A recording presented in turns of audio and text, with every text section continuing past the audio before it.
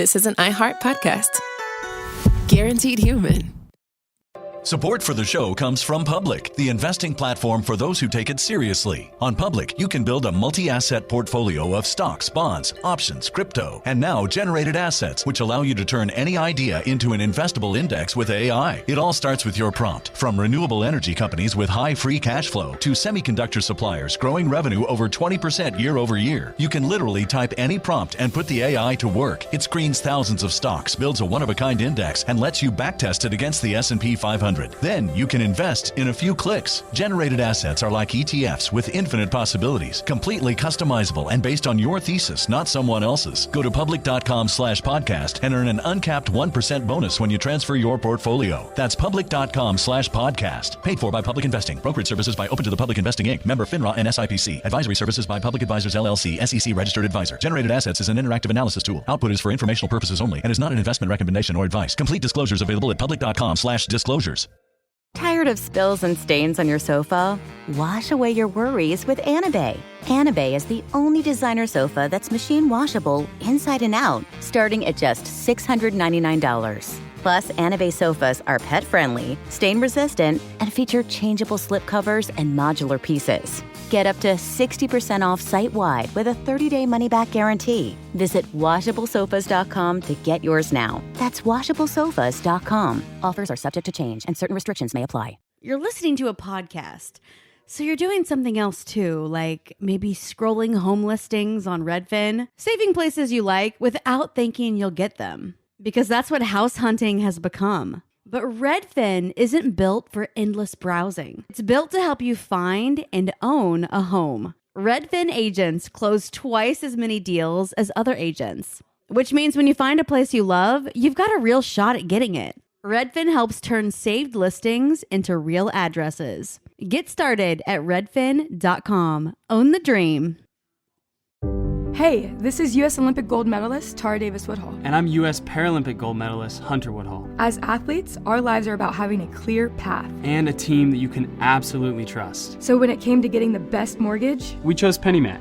PennyMac is proud to be the official mortgage provider of Team USA and you. Learn more at pennymac.com. PennyMac Loan Services, LLC, Equal Housing Lender, NMLS ID 35953. Licensed by the Department of Financial Protection and Innovation under the California Residential Mortgage Lending Act. Conditions and restrictions may apply. What's hurting my ears? My new Zoom.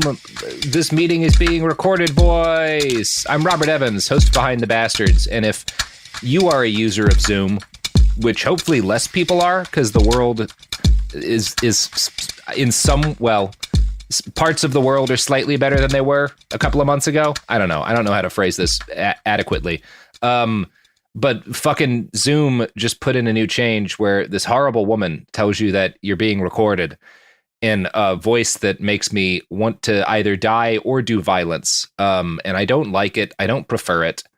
It feels, and then the next thing she says is she's like, "Blue lives matter." And yeah, and then she starts even asked you about that. She starts talking about white farmers in South Africa, and it gets like really weird how blonde people are going extinct. It's bizarre. I don't understand why Zoom put all that in.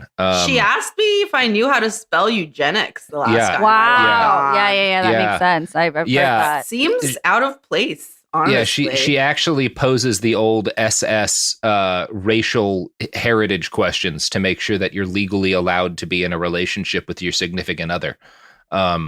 That's Zoom. That's the Zoom lady. Zoom lady. Actual Nazi, the Zoom lady. The urban legend of the Zoom lady. Sofiya, the biggest Karen of them all. We have Sofiya Alexandra here. We have Sofiya. We have you. This is a podcast about bad people, the worst in all of history. And we have an especially dark episode today. Today we're going to be talking about one of the darkest chapters in Irish history.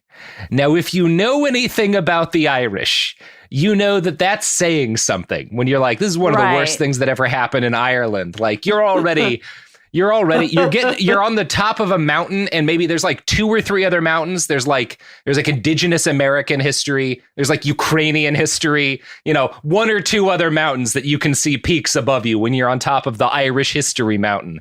So this is going to be a bad one today. Going to be a real bad one today. And I know that since I am here, there's going to be piles and piles. Yeah. I mean, of tons piles of piles of babies who are deceased. Yeah. Yes. And that is my calling card. The working title for this episode is How the Catholic Church Killed All of Ireland's Babies. Yep. So yeah, we're gonna fucking zoom in on that. And obviously, as that probably keys you in on, the villain of today's episode is primarily the Catholic Church. Children. That's how the Catholic Church saw it. We got to deal with all these fucking kids. I am starting to think I'm misunderstanding who we're cheering for in this podcast. Yeah. This is a very pro killing babies podcast. This is Behind the Baby Killers, a podcast that celebrates reducing the surplus population. Look, I'm just excited to get drunk at 2 in the afternoon. That's the Behind the Bastards of guarantee. The content of this, yeah. Sophia's getting drunk and I'm yelling about, are there no workhouses? Are there no prisons? I'm Ebenezer Scrooge. That's the long frame of the show. Say, are you married to the Zoom lady? I am. We're very happy. We're having our wedding at a plantation, several plantations. We're plantation hopping for the wedding. May I ask the color of the skin of the people that will be attending your wedding? Well, I mean, servers are attending, right? Yes, that's what I meant. Attending to your white guests. Yeah. Sofiya, what do you know about Ireland? Well, I do consider them a sister country to my Eastern European ass because we do worship the potato as well. You worship the potato, and we also worship hardcore drinking. So again, hardcore drinking, and I think very close to my heart, Ireland. In both Ukraine and Ireland, the hardcore drinking is driven in part by the fact that you are the 2 most colonized countries within Europe.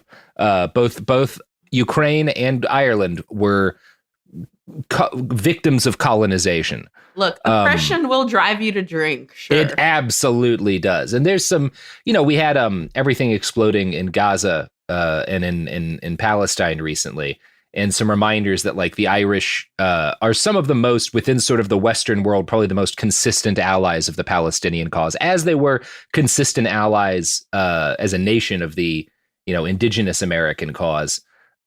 Because they've been through some of the same shit. And a story that's just dropped this week is about the residential schools in Canada, which we covered. One of them was found to have a mass grave with 215 children in it. And we're talking about a very similar story today, but it's of course within the context of Ireland. Now, before we get into what exactly happened that led to the mass graves, we're going to be talking about today mass baby graves. Good times. We have to talk about roughly 1,300 years of Irish history. Which we're going to do in like a page, which is, I think, responsible and good. So strap in. Here's 1,300 years of Ireland. So Ireland's history of foreign domination started around the 700s when Scandinavian Vikings started to raid monasteries and towns for precious gold. Over the next 200 years, they settled in several cities, including Dublin, and dominated the island until 1014, when an Irish king named Brian Boru beat a Viking army in battle. Now, this only brought the Irish about a century of independence, because in 1166, a war between 2 Irish kings ended when the defeated king invited the Normans to invade the Normans who had taken over what is today like England. This Irish king who loses a war invites them to invade Ireland in 1169. And his plan is like, this is going to lead to me being in charge. Of course it doesn't. It backfires and the Normans take over Ireland. And this begins 700 years of direct domination Anybody else Ireland just picturing a bunch of people named Norman? Yeah, just a bunch of it's like just Norm Lear, MacDonald. Thousands of Norm MacDonalds with axes just taking Ireland. Of course, I think Norm MacDonald is probably Irish or Scottish. I don't know, whatever. Fuck him. He's an asshole is what he is. The Normans is the mascot of Beverly Hills High School. That's what I was picturing, which is also Is that right? Which is very some very colonizer ass shit. Yeah. I don't know what the origin is, but I'm assuming it's not great. It's not great. Now, over the following centuries, there were a bunch of different, like, subsequent English invasions of Ireland, and people will quibble that, like, oh, I shouldn't call them, whatever. It's people who live in where like, fuck it. They're the English. I don't care. In 1171, King Henry II landed a huge army at Waterford to fuck up some of his own nobles who had taken over chunks of Ireland and were getting too rich, oppressing the Irish without him. So, like, other English people are oppressing the Irish, and the king is like, but I'm not getting enough money from fucking up the Irish. So he invades Ireland. You never want to be left out when people are oppressing other people. Come on. Why would you? Like that you're just leaving money and blotties on the table. If I found out Sophie was oppressing you without me, you know how hurt I'd be? I know you would be. I would never. I know you would be. I would never. You. I know that's why you both have access to the online trigger for the shot collar that I wear constantly in order to stop me from doing bad things. That's only partly a joke because Twitter's kind of a shot collar. Now, in the 1530s, King Henry VIII. You know this guy? Have you heard of this guy? Hey, Mark Maron voice. Who are your guys? So King Henry VIII, real piece of shit. He's the guy who invented the Church of England and like made his country leave the Catholic Church because he wanted to fuck more ladies, but that meant divorcing and marrying more ladies. It was a whole thing. There's a song about it. Anyway, well, it's not about that, but it has the name Henry VIII. Anyway, it's very funny. So he decides the Church of England's going to be a thing now because I want to be able to get divorced and marry new women.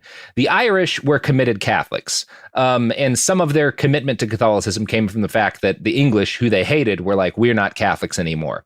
This led to a series of what you might call race kerfuffles with the English that ended with the Irish population devastated and the mass confiscation of Irish land by English colonists. Now, in the 16th century, near the end of the 16th century, the Spanish briefly show up to help the Irish rebel against their masters, but that ended disastrously. This happens a couple of times in history. The Spanish and the Germans on a number of occasions try to help the Irish for their own purposes, and it never really works out for the Irish.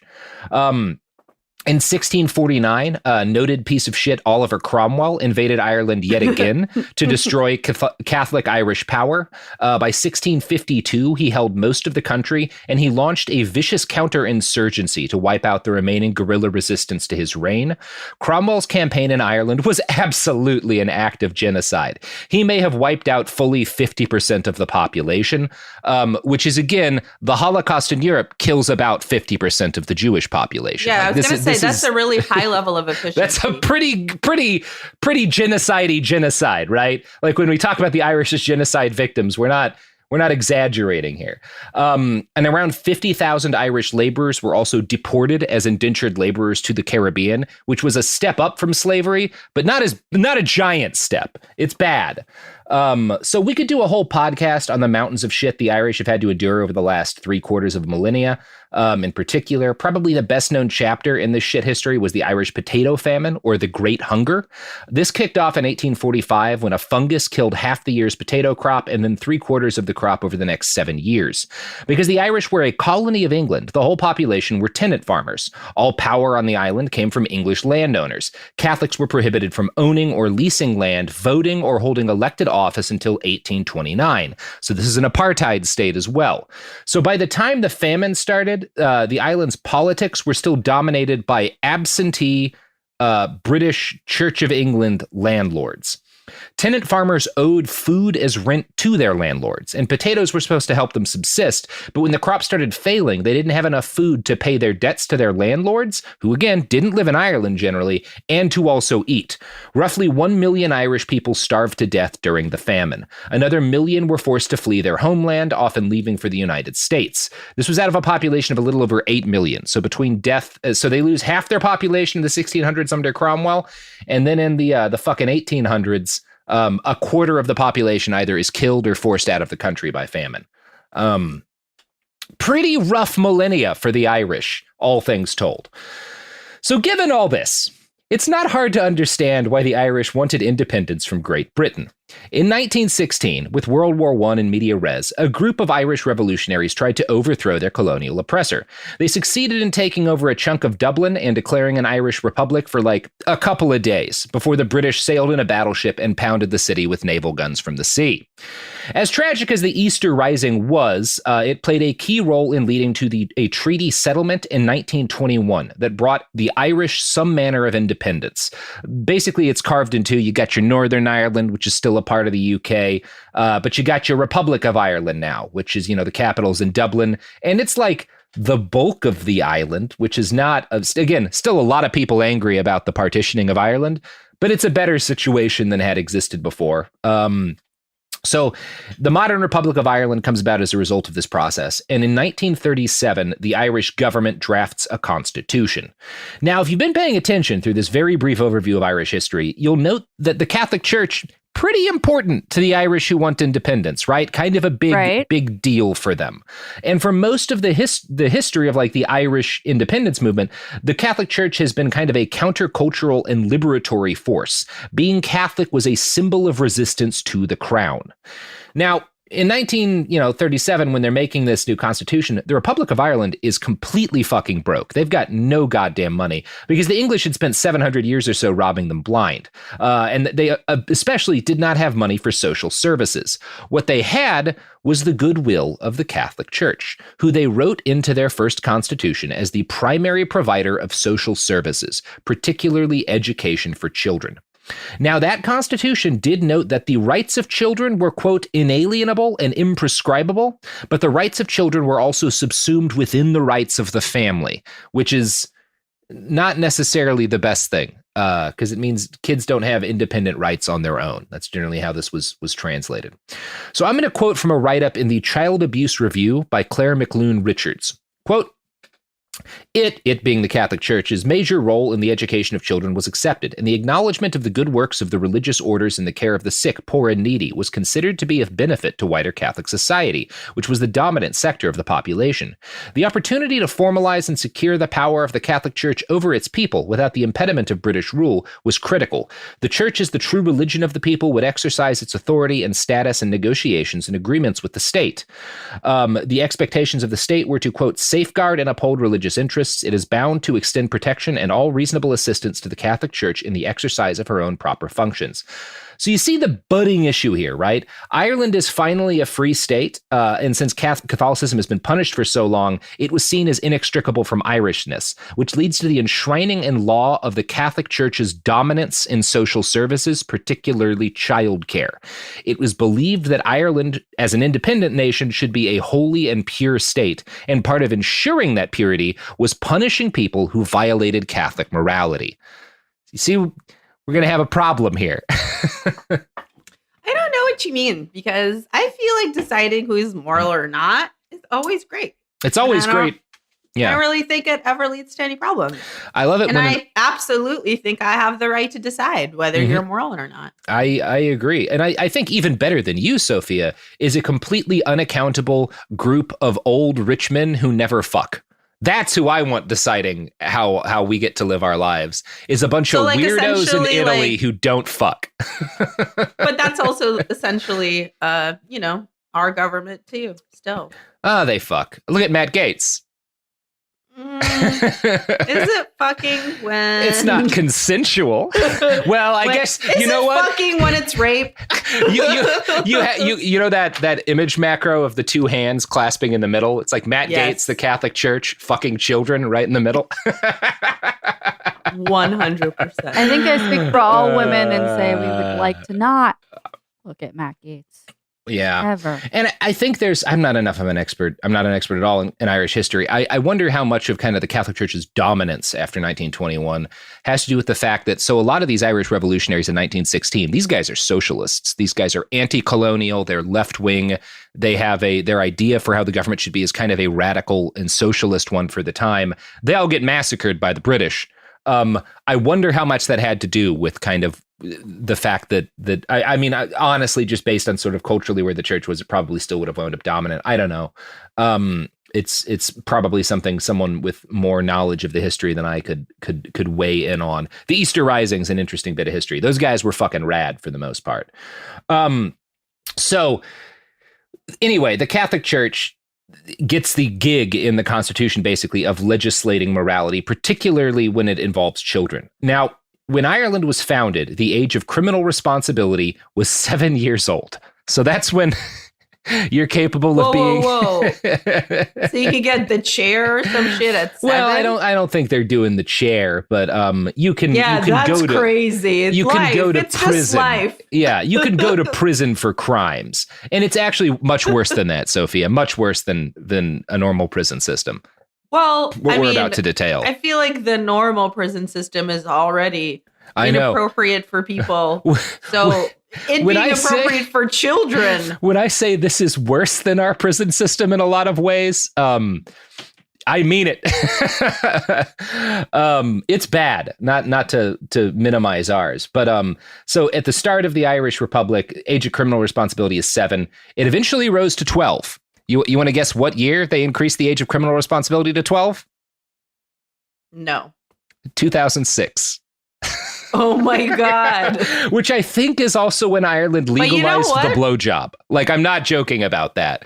It was illegal to give blowjobs in Ireland until more recently than you'd expect. Hey, everybody, I actually got this wrong. It was not 2006. It was 1993 when Ireland made sodomy, which included like oral sex and stuff that wasn't, procreative heterosexual sex, was made legal. So Ireland, 1993, not 2006. Apologies for slandering the Emerald Isle. So children convicted of crimes in this period became the responsibility of the Catholic Church. So the good thing is they're not putting them in adult prisons. They're not trying them as adults. If you're a 7 or an 8 or a 9 or a 10 or whatever, if you're a child who commits a crime, you're handed over to the Catholic Church in a lot of cases. I don't think we should judge how hot children are. Okay, Robert? Well, yeah. So this is important for the science. Now, the average... No, I'm not. That's not a joke. That's not a joke lane we should go down. We're into Matt Gaetz territory here. We're into average Catholic priest territory here. We're into Dennis Hastert, longest-serving Republican Speaker of the House territory here. We're into probably Bill Clinton territory here. Anyway, let's... Oof. Jesus. Keith Raniere? Keith Raniere? Yeah, we're definitely in Raniere territory. So Raniere is merch. I'm sorry. Yeah. So despite all the de-Anglicization sentiment, reformatory schools, the anti-British sentiment or whatever, anti-English sentiment, I don't know, fuck it. Like everybody keeps yelling at me about that. To hell with all of them, I say. Reformatory schools were still based on a British model that had originally been established to deal with all the thieving orphans and street urchins that Charles Dickens novels harbor over.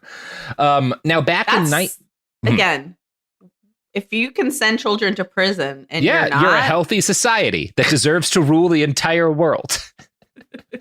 But if you have the laws on the books and they're all thieving, just send them to prison. Send them to prison. Well, send them to a reform school that is worse than most prisons today. Just send them to child prison. All right. Stop writing these novels about them. I mean, glorifying the orphan, Charles. Yeah, don't glorify Dickens. The orphans, Dickens. Give him the chair. Yeah, fucking noted leftist Charles Dickens. Oh, you're hungry. You want some more? You think children should be fed, you cuck? Oh, are you simping for kids? You fucking loser. So back in 1908, when Perfidious Albion still ran things in all of Ireland, the government had instituted a set of laws designed to protect the well-being of children. Since this was, at that moment, the UK, protecting children meant incarcerating them if they were caught begging or homeless, or if they were found to have been neglected, skipping school, or who had stolen something as well. All right. All of these are equal Come crimes. on, Santa Monica, let's do this. All of these Criminalize kids being poor. Exactly. Well, that's the big. Now that Biden's in charge, we're just going to criminalize being poor as hard as we can, and people will continue to go to brunch. It's going to be great. So these kids, and this is back again. We're talking about this is in the UK. This is in Ireland. This is before independence. Kids are being sent to these English reformatory schools, which are also called industrial schools. Now, under the English government, under the Crown or whatever, these schools are run independently. Most of them were religious in nature, but they were monitored by the state. When the UK left most of Ireland and the Republic took over, these industrial schools were officially managed by the Department of Local Government, and then by the Department of Justice, and then by the Department of Education. But the church did all of the actual work. Since the state was broke, they were more than happy to let the church take care of their social services. The church considered this a worthwhile expense. Historian Daithí O'Carrain, I'm so sorry, Gaelic is a beautiful language. Irish is a beautiful language. I'm going to butcher it every time I try to say one of these names. It is beautiful. It sounds like mermaids talking. Yeah, it's gorgeous. I've spent a lot. Ireland's the first place I ever traveled outside of the U.S. I've been back 7 or 8 times. I love listening to the Irish. I took an Irish literature class in college, and since then I've been like so in love. And like I said, a lot of the similarity of the Depression and the good writing really also resonates. It's saying and all that. A wonderful place. My mom's side of the family is from Ireland. That's good. So this historian, whose name I've butchered, explains, quote, that social service provision is designed to propagate the Catholic faith. So that's why the Catholic Church is willing to go out of pocket. At least they're framing it as like, we'll pay, since the government's broke, we'll pay for your social services because we see this as helping to expand the Catholic faith, right? That's why we're going to cover social services for the country.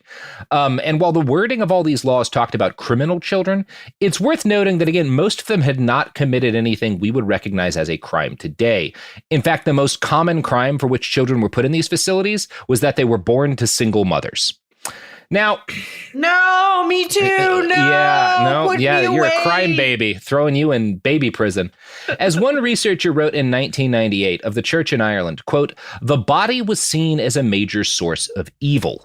This was particularly true for women, whose proper role was to become mothers in a good Catholic family. Any alternatives to this Catholic ideal were a threat to the status quo. As a result, the church and state worked together to heavily police children born out of wedlock, unsupervised and unkempt children, poor children, and children in any other living situation that didn't seem Catholic enough.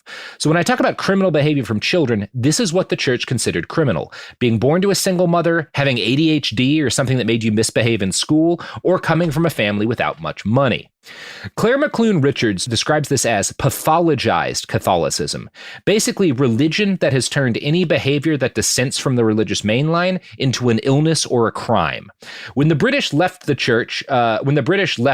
the church saw the departure of that state as a way to legislate Catholic ideas about proper behavior. From a write-up in the Child Abuse Review, quote, the children of poor or inadequate parenting were deemed to be in moral danger as the abused or neglected child was contaminated by adult knowledge. He argues that children were responded to and treated by the church and state, not in terms of what they were, but what they were going to be. This may explain why so many boys who had committed petty crime or who were seen at risk of committing crime were placed in reformatory schools, and why so many girls, although having committed no crime, were placed in industrial schools, because of the perceived risk of their sexual immorality. The Excuse me, vulva is criminal. Having crime a vulva, it's a crime.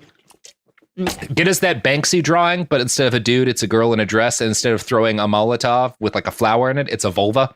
Just hucking a vulva.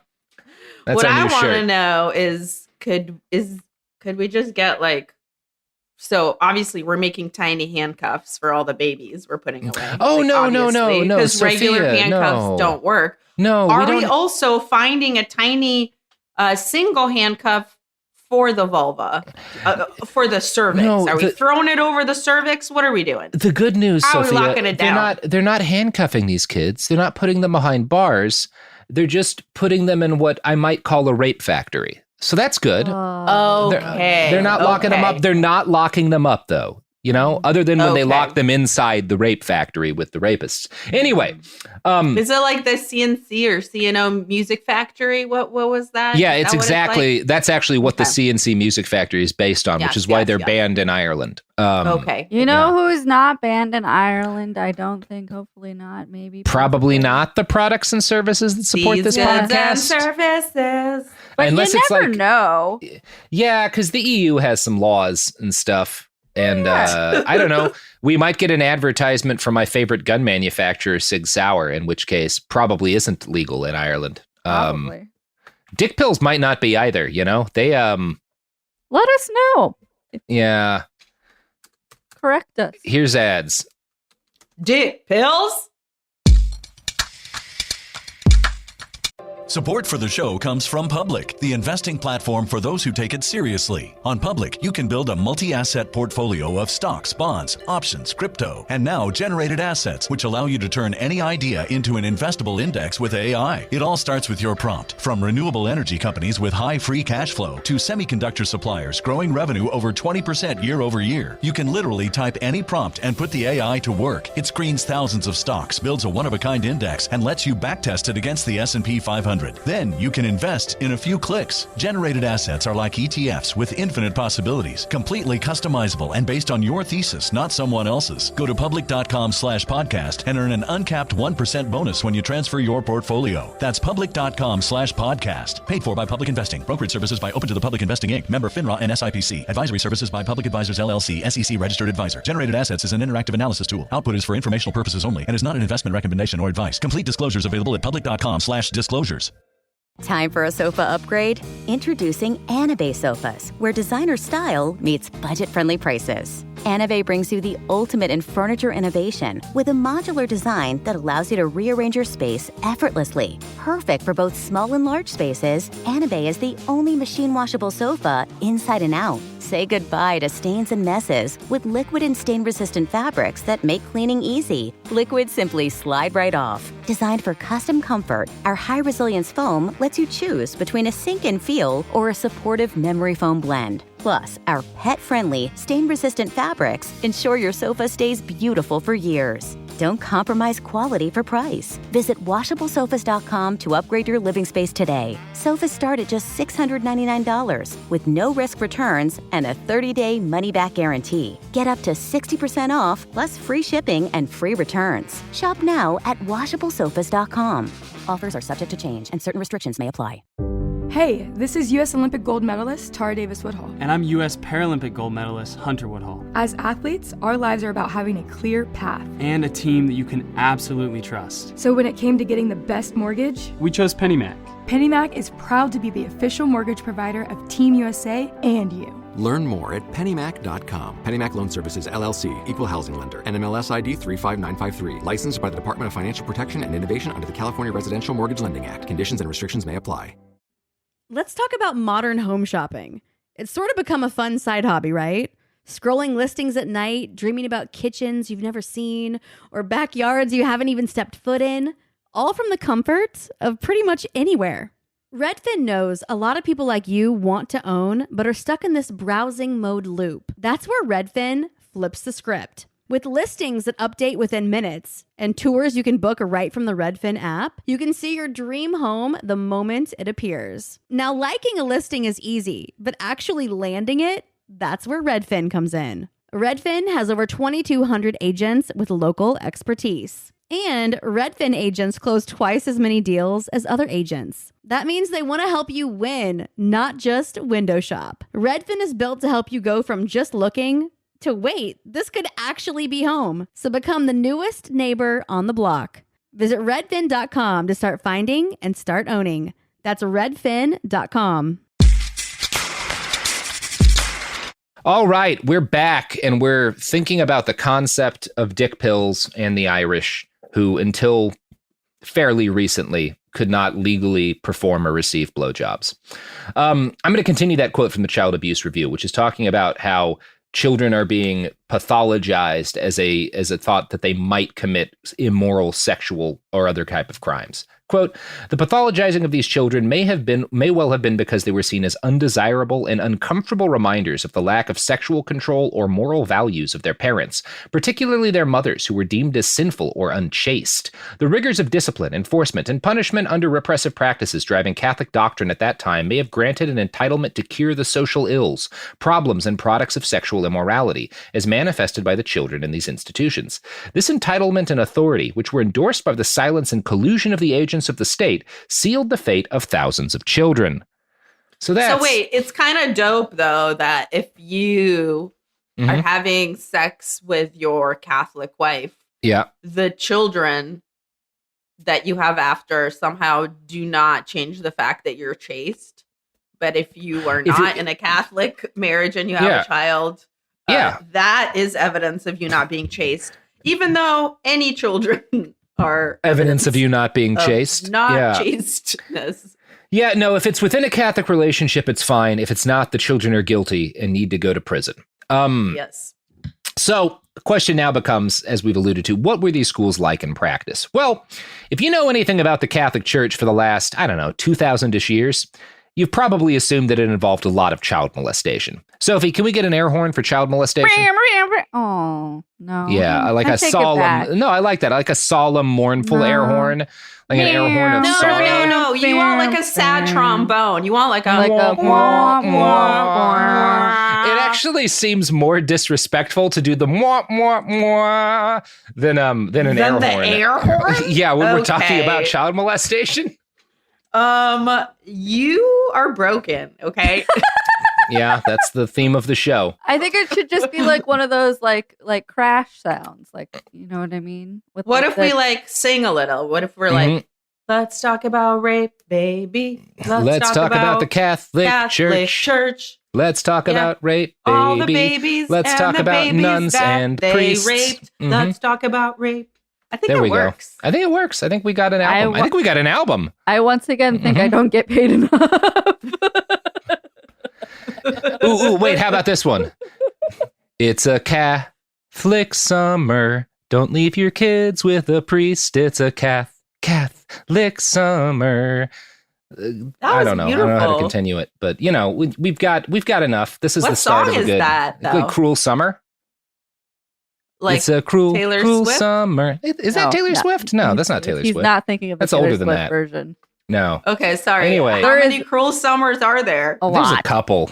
Okay, anyway, well, let's talk about one of the inmates in one of these industrial schools. Des Murray arrived at the Artane Industrial School in Dublin when he was 12 and a half years old. He'd been born in 1941, the son of an prison age. Yeah, prime hard time. That's 12 and a half. He's ready. A 12 and a half-year-old man. Get him in here. He'd been born in 1941, the son of an unmarried mother, and was almost immediately taken from her and thrown into the system. We discussed in our Georgia Tan episode how up until like the 70s in the US, it was very common for single mothers to have their children taken from them straight away without any kind of recourse. That happened here to God knows how many women. Yeah, and in the Georgia Tan episode, you were saying that there were like a lot of fake signings where like you didn't know that's what you were signing at all. And that was happening when like Carter was in office, not that long ago here. In Ireland, it was worse because not only were children separated from their mothers, but both were put in church-run prisons. So here's Des's experience of this system from a write-up in the Irish Examiner. Artane was a concentration camp, he says quietly. I was singled out by two brothers, two sadists. My biggest regret is that I didn't kill those two bastards. One was particularly savage. One fella I knew had a rheumatic heart, but Brother B used to make him fill a wheelbarrow with stones and wheel it around the yard 3 or 4 times. The Artane School was run by the Congregation of Christian Brothers, a worldwide religious community founded in Waterford, Ireland in 1802. Their goal was to educate poor Catholic boys, and as you'd expect, they have a long history of allegations of sexual abuse. I'm going to quote again from the Irish Examiner here. Des witnessed sexual abuse in Artane, but did not encounter it directly himself. I remember seeing a brother on the landing, and he was spotting the boys, he says. They carefully chose their victims. You wouldn't see the boys going into the brother's room, but sometimes you'd see them running out, screaming. They chose the vulnerable ones. Valentine Walsh was not as fortunate, and he went to St. Joseph's Industrial School of Tralee, County Kerry. So while Des just witnessed sexual abuse, Valentine was sexually and physically assaulted at St. Joseph's from the ages of 9 to 13. Valentine, yeah. In the article, Valentine shows a photograph of himself as a little kid. He's 7. It's the day of his first communion. And yeah, he's a nice little boy in a suit with his hair and tie all done up, but he's very much not smiling.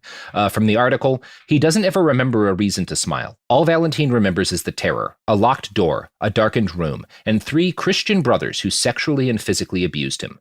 This is the world that lay in wait for the little boy in the communion group of 1960 in St. Joseph's Industrial School. The first memory I have of being sexually abused by Brother D was when I was 9 or 10, says Valentine. He would take me into his own classroom in the evening when it was empty. He would lock the door behind me. He recalls how it happened and how Brother D prepared the room for this hell. I remember the blackboard in the classroom had used by Brother D to block off the windows. Other clippings and newspaper were on the windows and blocked off any sight into the classroom. The clippings in the blackboard prevented anyone from the outside looking in. We were locked in and they were locked out. Damn. So that's what happened to the boys in this. Was a mix of physical abuse that kid recalls, like a kid with a bad heart being forced to wheelbarrow around rocks just because one of the brothers is a sadist, and like mass child rape. That's what happens to a lot of the boys in these schools. Now, what happened to Valentine and Deza's mothers? You know, they're both taken from their mothers. They're single moms at an early age. They don't know. They have no idea where their mothers wound up because the Catholic Church considered their mothers to be dangerous criminal influences. There is a fairly decent chance, though, that both mothers were sent to what were called the Magdalene laundries. Now, officially called that sounds sinister as fuck. It's about to be. It's about to be, and it's also about to involve the game Mousetrap, oddly enough. So, officially called. What? Yeah, just wait, Sophia. Oh, you're gonna have a good time with this one. So, officially called the Magdalene Asylums, these were essentially prisons for unwed mothers. They had their roots in the mid-1700s in a campaign by the church to put so-called fallen women, who were often sex workers, to work. Now, this was actually a rare joint Catholic and Protestant effort. Okay, really quick, though. It's in the name, sex workers. What do you mean put sex workers to work? Honest, God-fearing work. Fucking working. Yeah, but Stop not God-fearing giving him another work. job. That's fucking rude. Yeah, I mean, this is a pretty rude religion. Now, I should note that when the Magdalene Asylum started, because this kicks off in the 1700s, Ireland's still under the UK, this starts as actually a very rare joint Protestant and Catholic effort, which tells you how much about Irish society at all levels despised single mothers, and English society. The first of these institutions was actually run by the Protestant Church of Ireland, the Magdalene Asylum for Penitent Females in Dublin. Now, there was a worry on the time that prostitution was on the rise. Wayward women who were willing to have sex outside of marriage and get pregnant outside of wedlock were thought to be in danger of becoming sex workers. So when I say these fallen women were sex workers, often they were just women who wanted to have sex with people they weren't married to. That was the same thing at the time.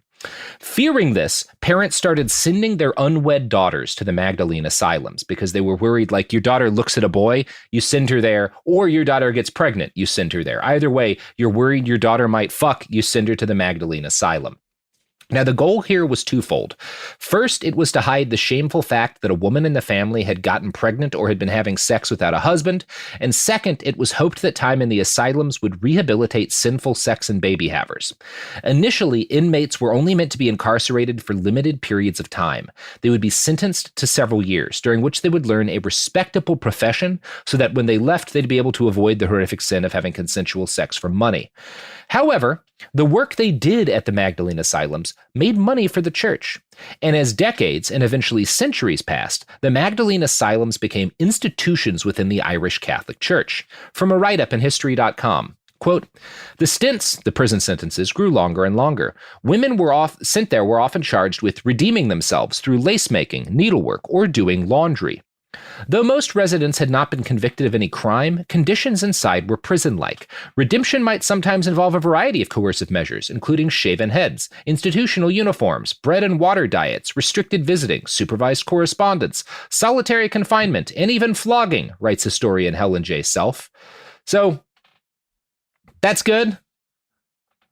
I love a casual flogging you didn't expect. Yeah. An adult-ass woman living your life. Getting flogged for not washing clothes fast enough because you winked at a boy when you were 15. Yes. Also, like, so fucked up. You were just, like, maybe giving, like, blowjobs and shit, and now you have to learn how to needlepoint. Yeah. It's not great. I don't want someone to force me to do that. Like, no. Those are really different skills. They are very different skills. Both can involve needles, but only if your partner is into sounding.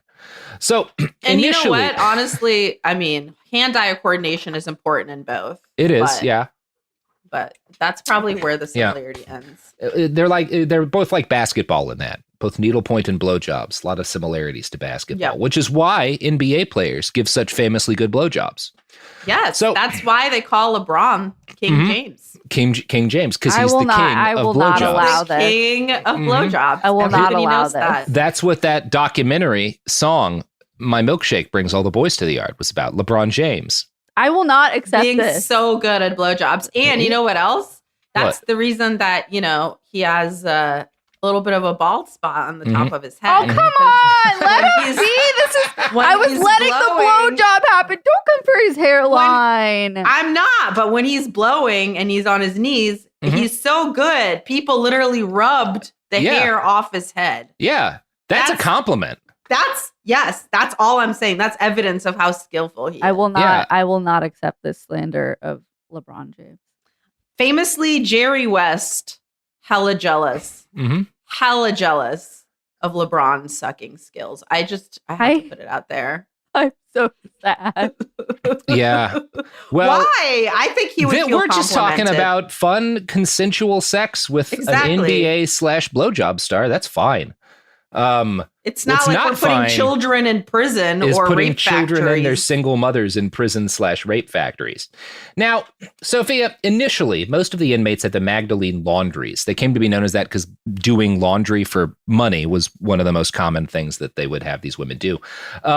Initially, most of these inmates went voluntarily, and the focus was on rehabilitation. But over time, these grew into penal institutions. As this happened, their scope changed from providing rehabilitation to fallen women to taking in women who had been admitted to psychiatric institutions, women with special needs, victims of rape and assault, and girls deemed too flirtatious or tempting to men. So if you're a girl who gets Way to raped, call me out. Oh my God, history. Exactly. Okay. Pregnant teenagers continued to be sent to the laundries as well, but by the early 1900s and the coming of the independent Republic of Ireland, things had reached a point where large numbers of women were being incarcerated for no clear reason at all. While the laundries were run by various Catholic orders, they also received support from the Irish government, who paid the church for laundry fees. Since the church didn't pay incarcerated women, this was basically free money. And what was it like to live in the Magdalene laundries? Well, we don't have a whole lot in the way of detailed testimony from the 1700s and 1800s, but we know a lot about how they were in the middle of the 20th century. I'm going to quote again from that write-up in history.com. Nuns ruled the laundries with impunity, sometimes beating inmates and enforcing strict rules of silence. You didn't know when the next beating was going to come, said survivor Mary Smith in an oral history. Smith was incarcerated in the Sunday's Well Laundry in Cork after being raped. Nuns told her it was in case she got pregnant. Once there, she was forced to cut her hair and take on a new name. She was not allowed to talk and was assigned back-breaking work in the laundry, where nuns regularly beat her for minor infractions and forced her to sleep in the cold. Due to the trauma she suffered, Smith doesn't remember exactly how long she spent in Sunday's Well. To me, it felt like my lifetime, she said.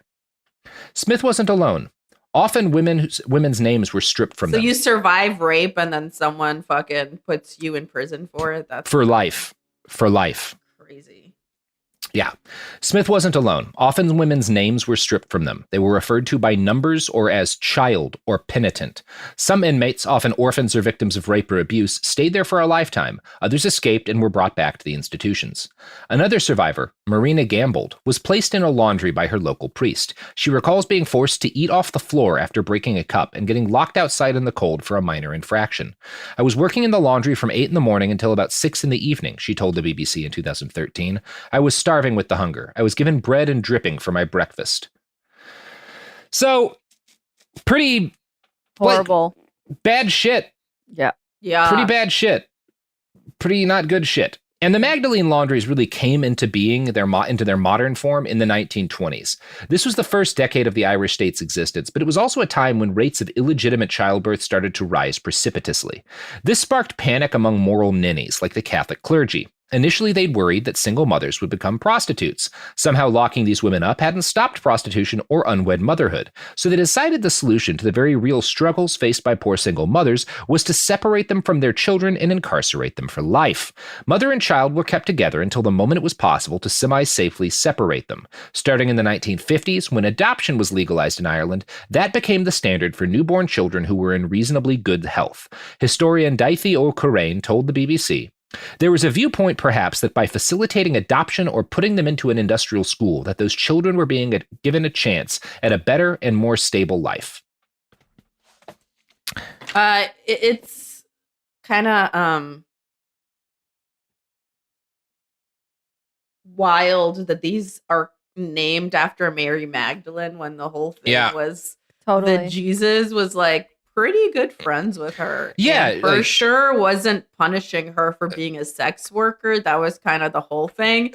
And pretty positive the vibe wasn't like, fuck you, Mary Magdalene.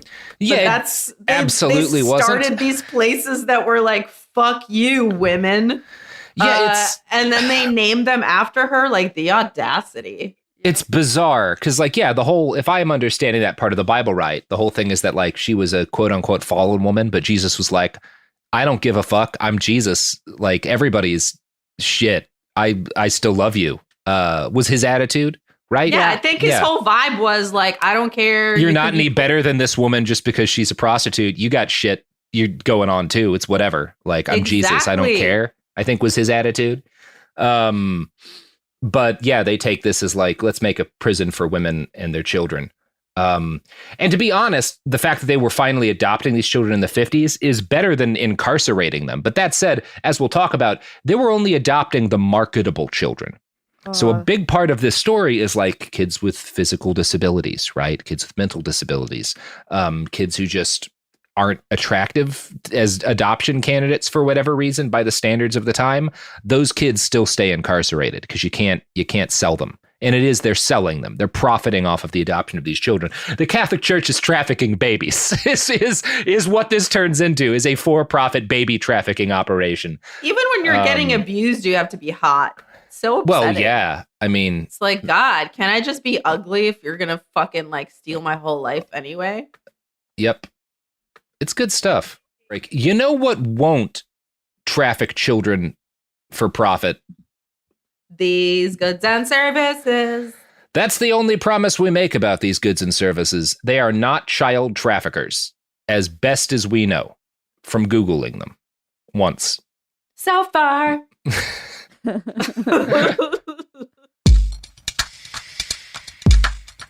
Support for the show comes from Public, the investing platform for those who take it seriously. On Public, you can build a multi-asset portfolio of stocks, bonds, options, crypto, and now generated assets, which allow you to turn any idea into an investable index with AI. It all starts with your prompt. From renewable energy companies with high free cash flow to semiconductor suppliers growing revenue over 20% year over year, you can literally type any prompt and put the AI to work. It screens thousands of stocks, builds a one-of-a-kind index, and lets you backtest it against the S&P 500. Then you can invest in a few clicks. Generated assets are like ETFs with infinite possibilities, completely customizable and based on your thesis, not someone else's. Go to public.com/podcast and earn an uncapped 1% bonus when you transfer your portfolio. That's public.com/podcast. Paid for by Public Investing. Brokerage services by Open to the Public Investing Inc. Member FINRA and SIPC. Advisory services by Public Advisors LLC, SEC registered advisor. Generated assets is an interactive analysis tool. Output is for informational purposes only and is not an investment recommendation or advice. Complete disclosures available at public.com/disclosures.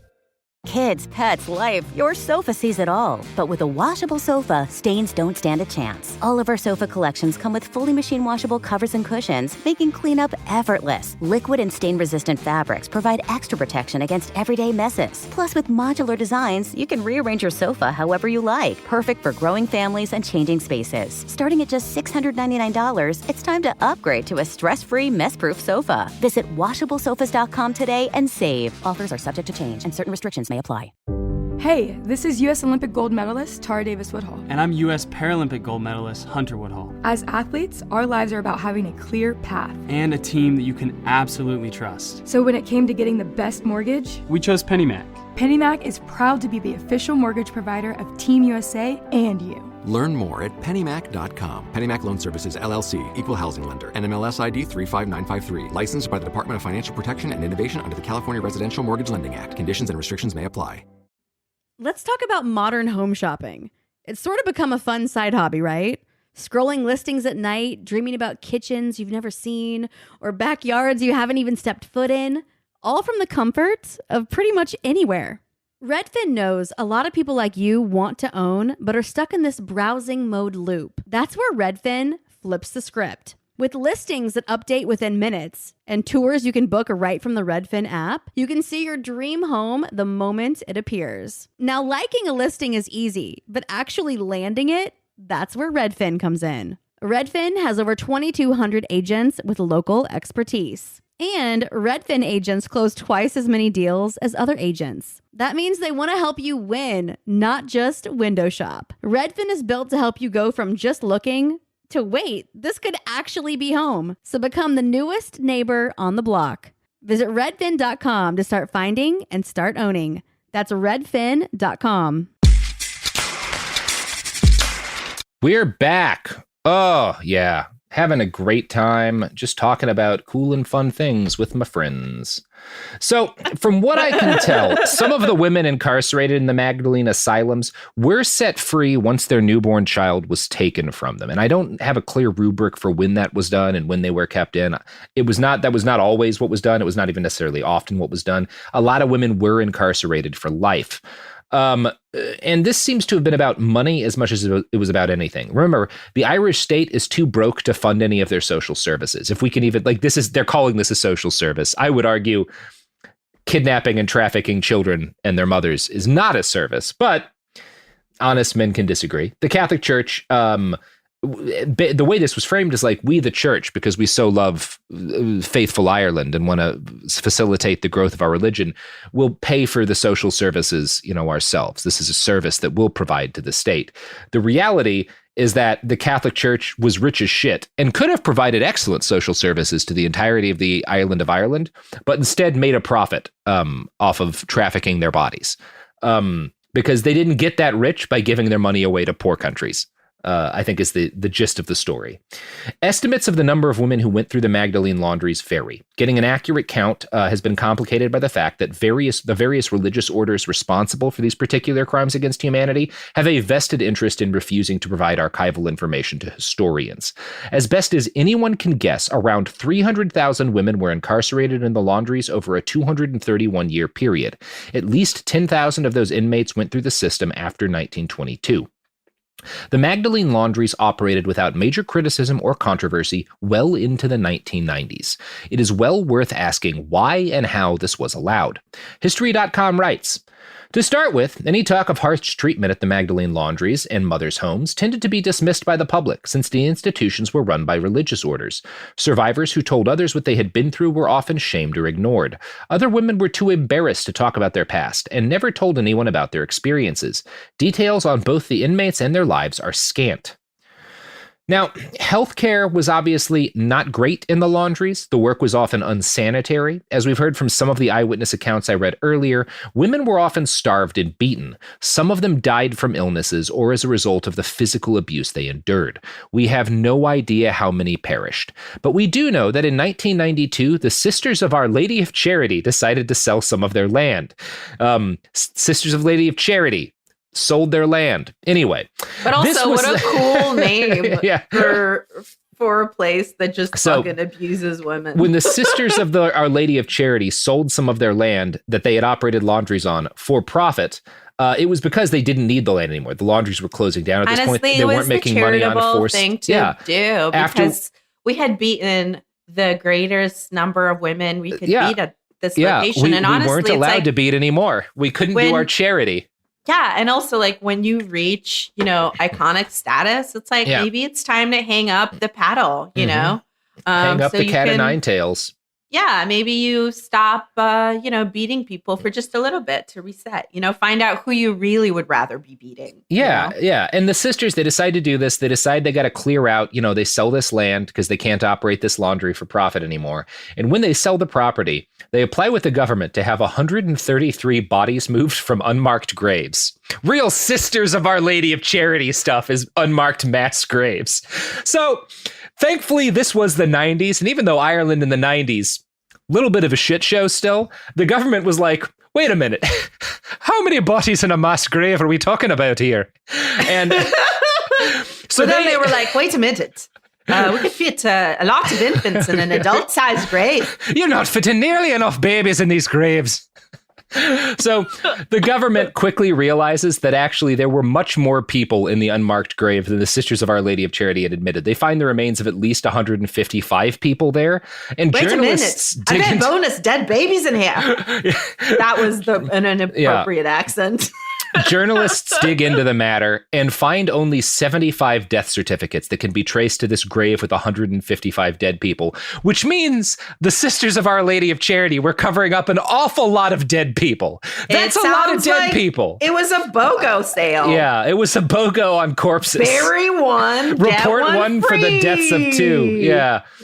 Now, the nuns claimed this was all just the result of an administrative error. Then they burned the corpses and reburied the ashes in a mass grave somewhere else. Oh my God. Classic administrative error. Classic nuns. You know what they always say? Babies don't stay buried unless you do it twice. It's not nice. It's one of those things. You talk about, let's say, the Spanish Civil War and the anarchists who murdered a lot of priests and nuns in that war, and who also would dig up graves of priests and nuns and incinerate the corpses. And you're like, what a horrible crime. And then you realize this shit was definitely happening in Spain, too. And maybe people just had the church's fucking number, because most nuns and most priests in the Catholic Church have been fucking monsters. It's the SS with better branding, is the fucking Catholic Church in most of its history, in most of the places where it's operated. With the notable exception of liberation theology Catholicism in Latin America during this most recent century, which did some rad shit. It's a big church, right?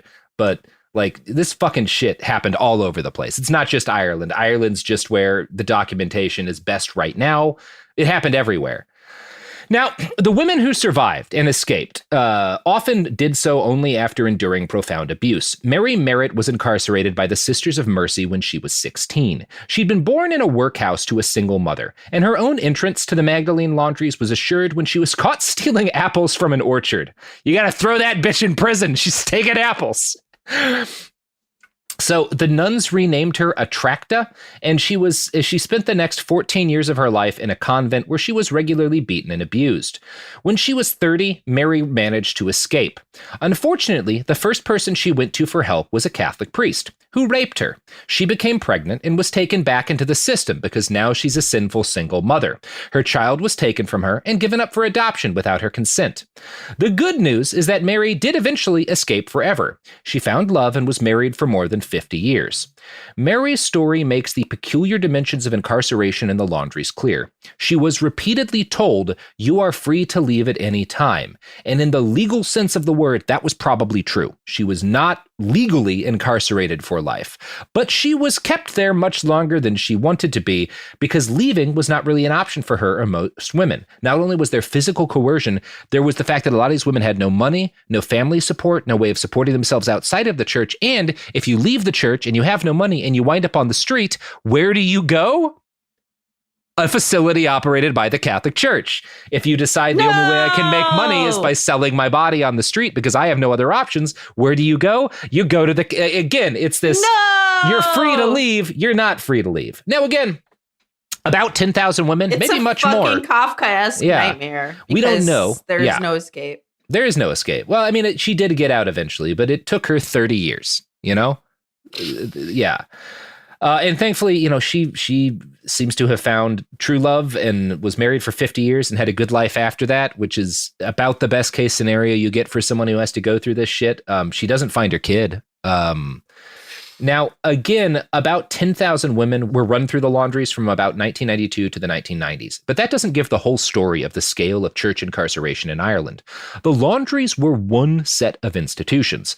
There were also workhouses for young boys and young adult men who'd been incarcerated as children. There were asylums for people with special needs. The Irish Times writes, quote, "In the 1950s, this country locked up 1% of its population. We incarcerated more people per head of population than Stalin did in Russia." The Catholic Church, during the entirety of the Cold War, incarcerated a higher percentage of the Irish population for, like, stealing apples and shit than Stalin did in the USSR.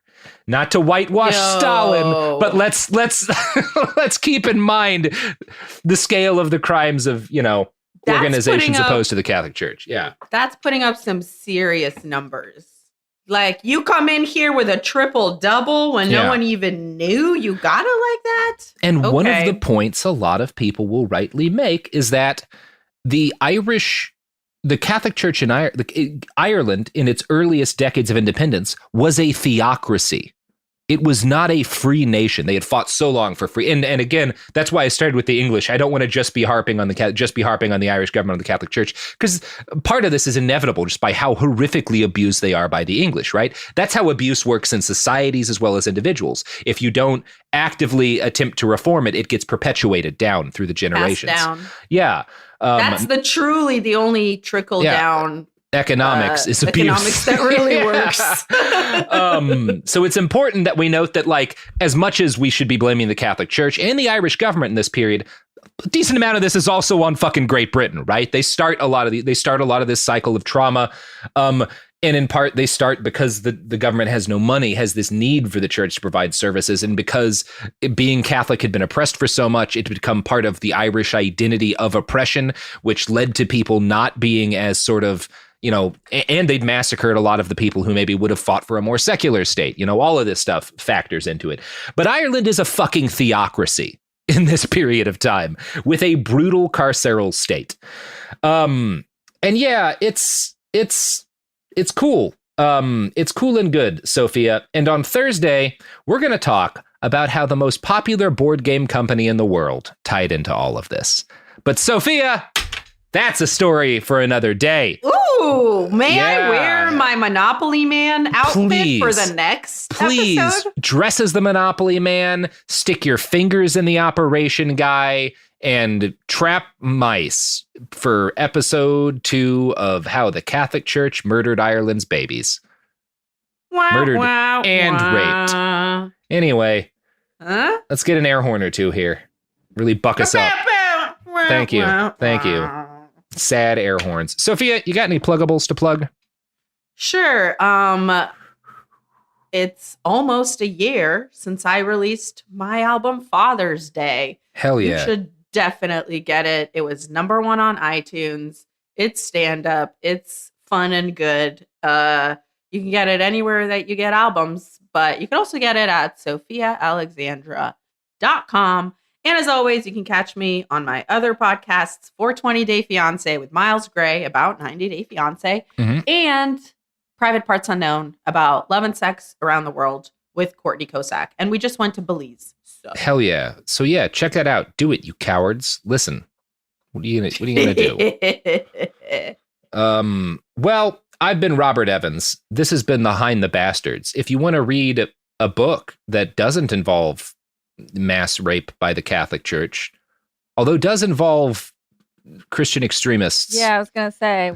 You can read my novel, After the Revolution. It's available online at atrbook.com. And it's also available wherever podcasts are found if you just look up After the Revolution. So you can find the text online. There's both an in-browser version and there's a free EPUB. No ads or anything. You can just get it for free, read it on your e-reader. And there's a podcast with sound effects and shit. That's After the Revolution. So check it out. Chapters every Monday, Wednesday, Friday. And I don't know. Tear up a picture of the Pope on Saturday Night Live if you get the chance. If you're on Saturday Night Live, do a Sinead O'Connor. Based O'Connor. All right. Hey, everybody. Initially, I was going to plug the GoFundMe for the sequel to my book, After the Revolution, which you can find at atrbook.com. But here in the Pacific Northwest, we're having an unprecedented heat wave, and it's causing disastrous conditions, life-threatening conditions for a lot of houseless people, a lot of people without air conditioning, particularly in the city of Salem. Activists everywhere have been kind of gathering to try and mitigate, set up cooling stations, hand out cold drinks, do things to help people get their temperature down. I want to try and raise funds for the Free Fridge of Salem, which are doing cooling stations in the capital of Oregon, Salem. So if you go to Venmo at Free Fridge Salem, that's Venmo at Free Fridge Salem, and send them a couple of bucks, they could really use it. Local government has destroyed a number, like police particularly have destroyed a number of water and cooling stations they've set out. It's, we're not going to be in triple digit heats for the next couple of days after I'm recording this on Monday, but it's still going to be very hot. People still need this. So please Venmo at Free Fridge Salem if you have the wherewithal and the financial resources to do so. One more time, the Venmo is at Free Fridge Salem. Thanks. Time for a sofa upgrade? Introducing Anabay sofas, where designer style meets budget-friendly prices. Anabay brings you the ultimate in furniture innovation with a modular design that allows you to rearrange your space effortlessly. Perfect for both small and large spaces, Anabay is the only machine-washable sofa inside and out. Say goodbye to stains and messes with liquid and stain-resistant fabrics that make cleaning easy. Liquids simply slide right off. Designed for custom comfort, our high-resilience foam lets you choose between a sink-in feel or a supportive memory foam blend. Plus, our pet-friendly, stain-resistant fabrics ensure your sofa stays beautiful for years. Don't compromise quality for price. Visit washablesofas.com to upgrade your living space today. Sofas start at just $699 with no risk returns and a 30-day money-back guarantee. Get up to 60% off plus free shipping and free returns. Shop now at washablesofas.com. Offers are subject to change and certain restrictions may apply. In the heat of battle, your squad relies on you. Don't let them down. Unlock elite gaming tech at Lenovo.com. Dominate every match with next-level speed, seamless streaming, and performance that won't quit. Push your gameplay beyond performance with Intel Core Ultra processors for the next era of gaming. Upgrade to smooth, high-quality streaming with Intel Wi-Fi 6E and maximize game performance with enhanced overclocking. Win the tech search. Power up at Lenovo.com. Lenovo. There's a difference between liking a house and actually getting it. Redfin is built to make up that difference and close the gap between finding and owning the home for you. Redfin agents close twice as many deals as other agents. So when you find a home you love, you're not a step behind when it comes to making an offer. That means less watching great homes disappear and more focus on the one you'll call home. Redfin helps turn saved listings into real addresses. Get started at redfin.com. Own the dream. This is Bethany Frankel from Just Be with Bethany Frankel. Let me be blunt. Most dog food is junk. It just is. And I'm not feeding junk to Biggie and Smalls. That is why they eat Just Food for Dogs. It's real, 100% human-grade food with ingredients I actually recognize, not mystery pellets pretending to be healthy. And once I switched, the difference was obvious. Better digestion, better skin, more energy, dogs who actually feel good instead of just surviving dinner. Here's the thing. You care about quality. You make an intentional choice to be healthy.